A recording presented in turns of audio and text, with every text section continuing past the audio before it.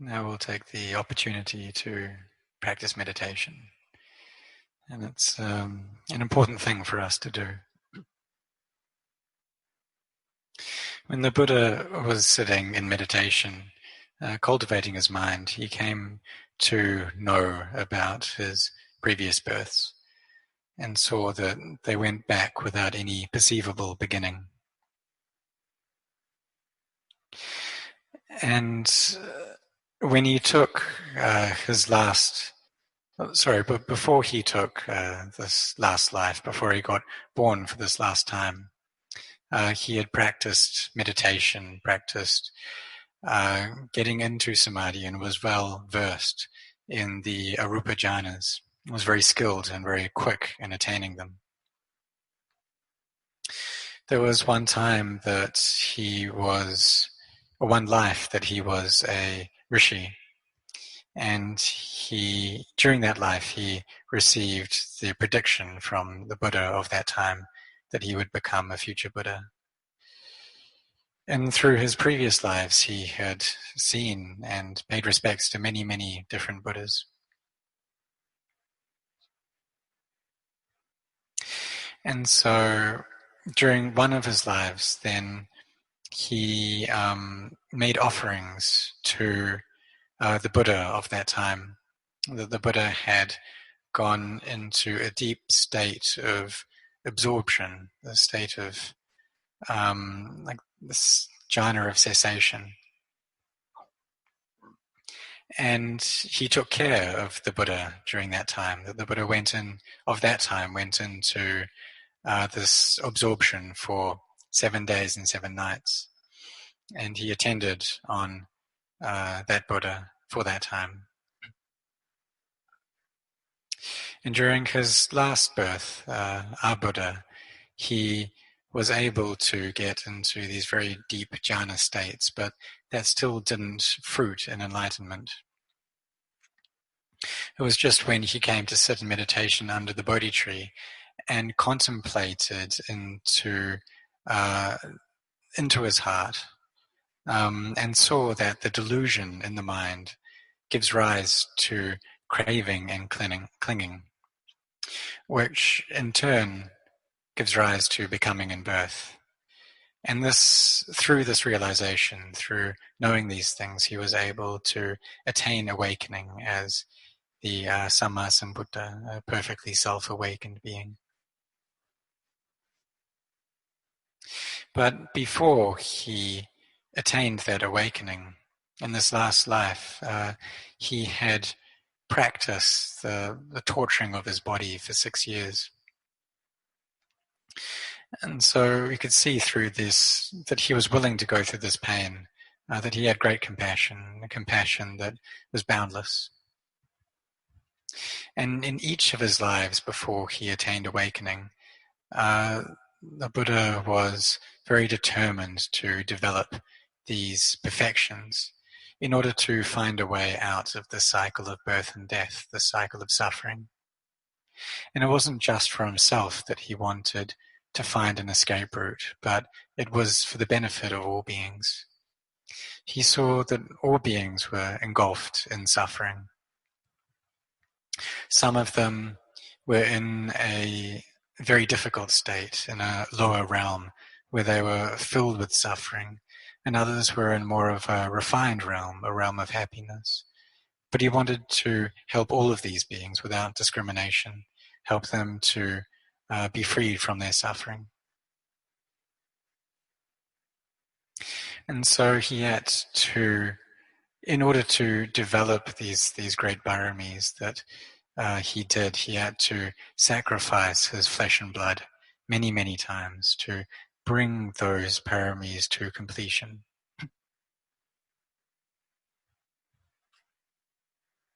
So we could give an example that if there's an extremely long road to walk down, and it's a road that goes for millions upon millions upon millions of kilometers, or we could say that it extends from this universe to another universe, that he was willing to walk along that road and pass through many trials and tribulations, many obstacles, many difficulties, and was willing to die many times along that path. And he knew that it would involve this, but he was still willing to undertake that in order to help all beings to free them from suffering. So there was one life that the Buddha was born as a Brahmin, and he left his home and went to ordain as a rishi, as a hermit. And he had 500 followers. And one day he decided to climb up a cliff with his foremost disciple. And as they were climbing up, and they got to the top, he looked down, and at the bottom of the ravine he saw a tiger there. And this tiger had just given birth, but she was very hungry. And he saw that the tiger was just about to eat her own children, and because she was starving to death. He knew that if she did this, then her goodness as a mother, the love that a mother has for her children, would be completely finished. And so he told his disciple to go off and to find some fruit. And then after this disciple had left, then he jumped off the cliff. And upon hitting the ground, then he died. And he did this in order to offer his body as food for this tiger. And so there were many, many lives that he willingly offered his life up in this way. And the sacrifices he made, we just can't count them all. So as a hermit, he had sacrificed his life. As an elephant, he had also sacrificed his life. And as many different animals he was born in order to develop his paramis. And this was all for bringing those parami, those spiritual virtues, to completion. So on the day of Visakha, we recollect the Buddha, and we recollect his birth. And that even though he got born into a normal human body just like ours, it still wasn't a normal birth. He was born into flesh and blood, but the paramis and the good fortune that he had behind him was exceptional and without comparison. And he developed these to completion within his own heart. And so this taking of birth into a human form in his last life, upon being born, he declared that he is the foremost in the world, the best in the world, the most developed in the world, and that this was his last life. There's no limit that we can find to his compassion. And so that's what we recollect when we chant Appamano Buddho, that the Buddha is limitless. In each life that he took, he sacrificed his body, or gave up a lot in order to bring these paramis up to the highest level. And even in his last life, he kept on this work in that he was willing to torture his body for 6 years before attaining awakening. And he fainted many times during this period and almost died.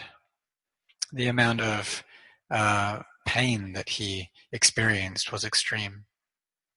And this was all to find a path that leads out of suffering. But he wasn't able to find it through that method. He had already developed samadhi to a very deep level and could attain the 8th jhana. So he was close to Nibbana, but he didn't have any teachers to show him the way. There were no teachers who had enough wisdom to point out the way to get there. So he had to develop that wisdom all by himself. He eventually, through developing his discernment, found out that the cause of our suffering arises from ignorance. And then that is a cause in turn for craving and clinging. He then knew that he should let go of this ignorance.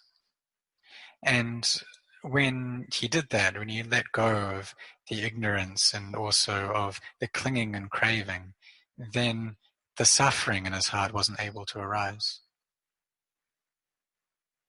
So he knew that suffering is something that we need to understand. He found out that we need to abandon the causes of suffering. That Nibbana is something that we should bring up with us with clarity. And the Eightfold Path we need to develop. And he had already developed it. He had already seen Nibbana clearly. So this path that takes us there, this path of Sila, Samadhi, Panya, is something that we're all developing right now as we sit in meditation. We've got our Sila with us in that our body and mind are restrained and collected. So now what's left is to bring up peace in our hearts and bring our hearts to stillness and also to stability.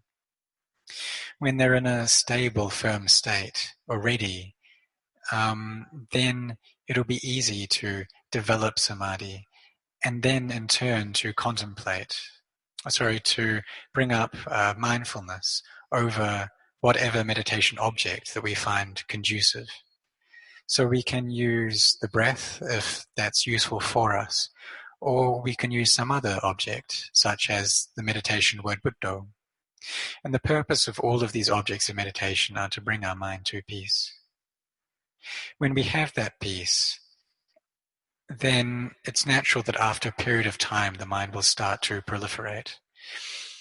So we then contemplate at that time into the thoughts that we're thinking, into this proliferation, in order to see that it's just conventions, that this is the mind starting to produce conventions. And we see them as just that, as conventions. And if we do that with clarity, then we'll also realize liberation, vimutti. We can also contemplate after the mind has become peaceful. So bring our mind to stillness, then contemplate into the nature of the body. See how it arises and ceases. See how it is unstable. It's inherently changing all the time. And we teach ourselves this, that this body changes, it's anicca. And that from being born, first coming together in the womb, and then being born and being a little baby, growing up into a child, and then being an adult, and then further growing and carrying on until old age, sickness, and death. That's all showing us its nature to change. And also there's our external environment as well. We can look at the trees. They grow up and then they also have to die. There is no tree in this world that lives forever. And that's the same with us people. No one lives forever. We all have to die. At most, people live to 130 years. It's very rare for someone to live as long as that. But at the time of the Buddha, there was at least one person who lived for 160 years. But no matter how long we live for, we all have to die. And that's just the nature of the cells in our body, that they come together and then they disband. So when we've developed samadhi, then we contemplate to give rise to wisdom, which will allow us to let go, allow us to abandon self and ego, to let go of taking anything as being a being, as being me or mine, being self or other. When we abandon self, then the mind will become empty and we'll see Nibbana for ourselves. And if we just see this one time, then we'll see the Dhamma. And in seeing the Dhamma, we'll see Nibbana. In realizing Nibbana, then we'll see the Buddha as well, because the Buddha is there in Nibbana. So when we say that the Buddha attained parinibbana, he went into final Nibbana, that was his body passing away. But really, the Buddha, if we look at it another way, we can see that the Buddha is still here. So if we all practice on this path of Sila, Samadhi and Panya, then we'll see the Buddha for ourselves. And we'll attain to this state of inner awakening, or we can say our Buddha nature.